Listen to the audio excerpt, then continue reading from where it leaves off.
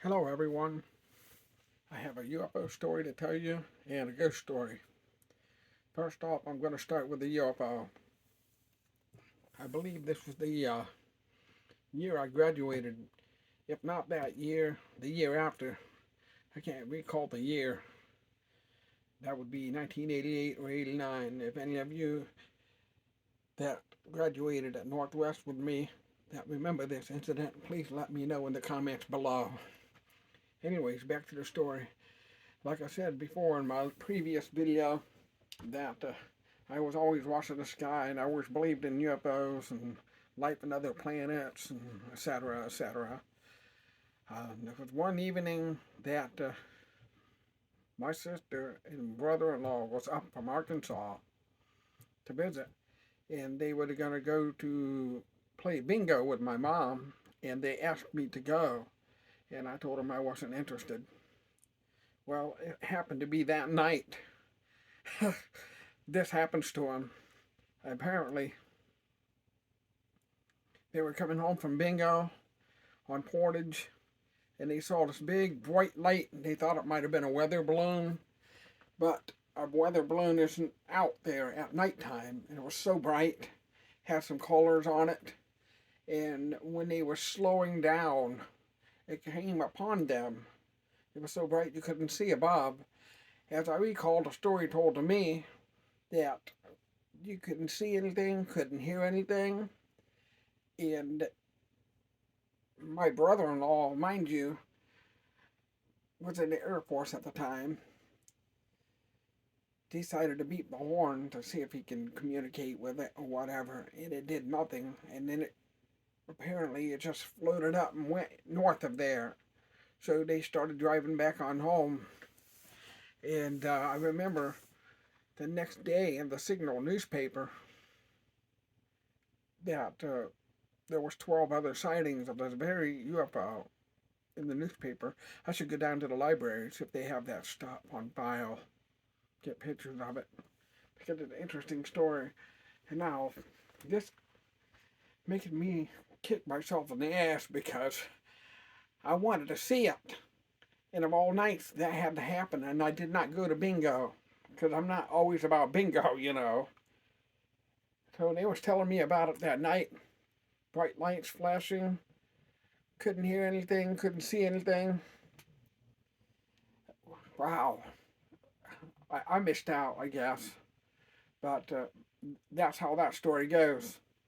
Now, I got another one for you. At the old house, like I said before, nothing's ever happened here at this place.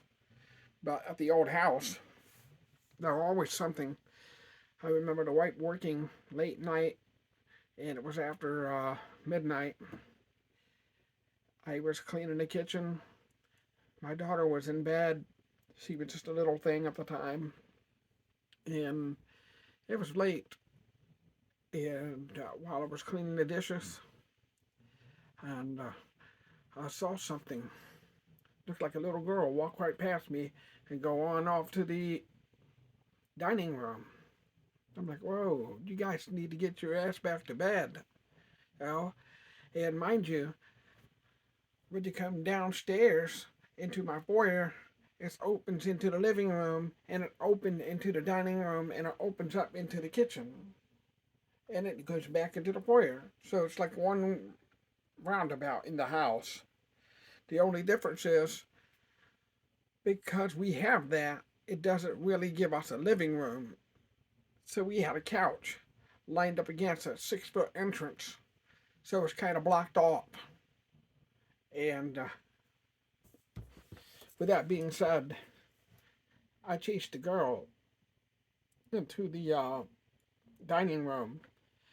And I thought maybe she climbed over the couch real fast, and I hurried up and went back around. And then I'm like going up the stairs to check on her, and she's sound asleep. She's never gotten up out of the bed. She's sound asleep. And I was wondering, what did I see? I know I saw her. I know I saw her. I was dumbfounded that night. I couldn't figure it out. I thought maybe someone else was in the house, so I kept looking around, looking by the couches, under the tables, looking in the kitchen. went downstairs to see the tenant and say, hey, did you have any kids over this late at night? And nothing, just nothing, just nothing. So that's pretty creepy, I'm telling you. And I waited until my wife got to get home and told her a little story about it. And she couldn't say anything to me, just nothing. There's no explanation, you know. And one other incident I'd like to tell you is the lighter. I remember having a lighter to light candles and different things around the house, and sometimes I occasionally at the time used to smoke a cigar.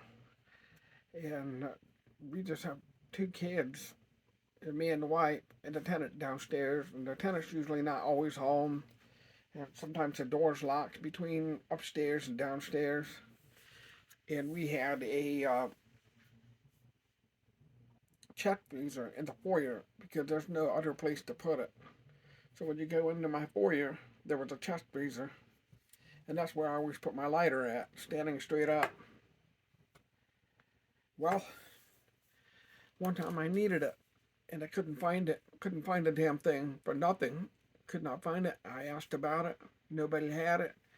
I assumed the kids were playing around with it or something, and they don't know anything about it. And I'm like, whatever, forget it. I'll just buy me a new one. So we apparently left that day to go visit somebody. I think her parents or my parents. I can't recall that part. But after we were gone for a while, came back home, and here was the lighter standing up on the chest freezer. I'm like, Angie, did you see that? She goes, yeah, I see it. Did you put it there? Did you find it? And I said, no. I tried to find the damn thing the whole day long, and it just shows up out of nowhere. Yeah, I don't know if you can chalk that up to spirits or what, but that's just the kind of things that went on in that house over and over. Small things come up in the oddest of areas. I don't know what it is. But when we did some research on that house, I found out that there were a few deaths in that place. So who knows if those spirits coming in and mess around with us or something. I don't know. All I know is eventually one day here when we get the chance to sort out the timeline, I'd like to write the whole thing out. Maybe write a chapbook on all the little things that went on in that house. Yeah, that way people can read it. And it's interesting because I never did get into ghosts and spirits, like I said in my last video about the paranormal, until we moved into that house. There's quite a few more stories of things that happened in there I could tell you, but I just wanted to leave you those three things. The UFO thing, kicking myself. I wish I saw it myself. I wished. I haven't really seen anything since. And I quit looking at the sky. I'll just wait for it to come to me, you know. So it might, maybe not. You know. Other than that, you guys have a happy Halloween that's coming up, and you should celebrate it. And we'll talk to you soon.